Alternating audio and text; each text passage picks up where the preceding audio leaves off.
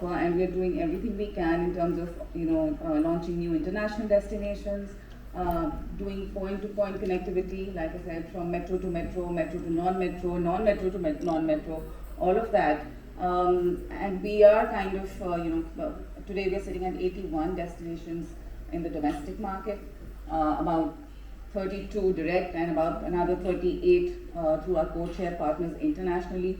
And we hope to scale this up, as you said, every week or every month, at least a couple of destinations are being added to ensure that the Indians get to travel. Yeah, because I play golf with your global head, so I keep on getting all the information on the golf course itself before it goes to the press. So that is one of the advantage. Natasha, what is your next plan to build more understanding? What is your next destination you will be traveling? So the next destination is the UK. We have brought together some tourism boards from Wales, Chester, Leicester, a lot of places, and we are doing a guide on that. As a travel magazine or travel media or any media related to travel, I feel that to bridge this gap, we need to spread awareness, we need to educate people about responsible tourism, because responsible tourism is a big part of using tourism the right way to bridge this gap.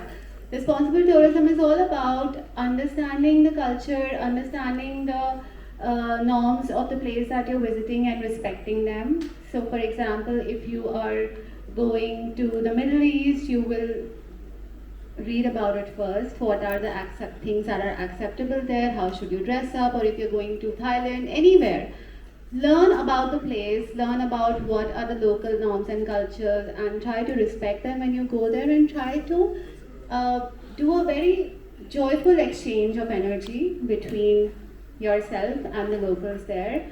Try to do as many local experiences as possible.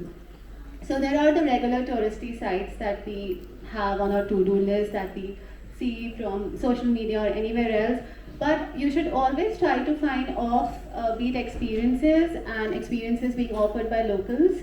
In fact, that was something that we used to write about regularly. We still do it as a column called Live Like a Local in our magazine, wherein we get a local to tell us about their place. It might be a small village in China, it might be some town in Uttar Pradesh, and they will tell us about their top local experiences, and they will actually be a volunteer. And if somebody wants to visit, they can write an email to them and they will show you around. So I think that is the kind of thing that we as travel media should do, spread education and awareness amongst the travelers.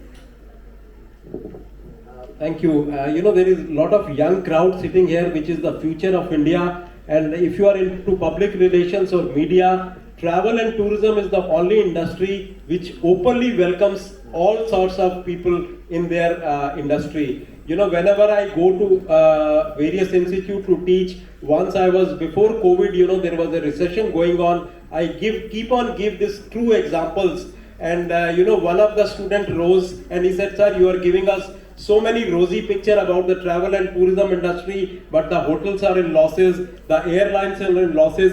How you can say that it is a very good industry?" I said, I was a little shocked also that he's saying right thing. But I said, look, gentlemen, when there is a depression, the people when there is a recession, the people in Europe and America, they go in depression. But whenever there is a recession in India, people run to their God. So why don't you become a pilgrimage tourism expert and start selling pilgrimage tours to different sites of India, and you will earn more money, And whenever Indian is going to meet his God, they never compromise on the money, So why don't you become? So it's a good idea. And when Kush said, this is the only industry, if you are working in a hotel in the front office, in a same day you can meet at least 8 to 10 different nationalities, which in a bank or in a factory or in no other industry you can meet. If you are meeting 8 or 10 different nationalities in a day, you can imagine how much experience you can gain in one day, which you can't gain in a college or which you can't gain in everywhere. Or spend the time with people who have done great things in their life. like Mr. Jitendra Bhargava, whenever his program coming on the TV, I switch off Madhuri Dixit picture and start watching him, you know. So because I get lot of information, whatever he's sharing with his experience. It's all experience, you know, what you can learn from them, from these people, you can't learn in the colleges or so on. These are the live examples. Mr. Jairam, you know, he wakes us up at 1 o'clock. When I message him, you know, he replies at 2 in the morning also. So this is called passion.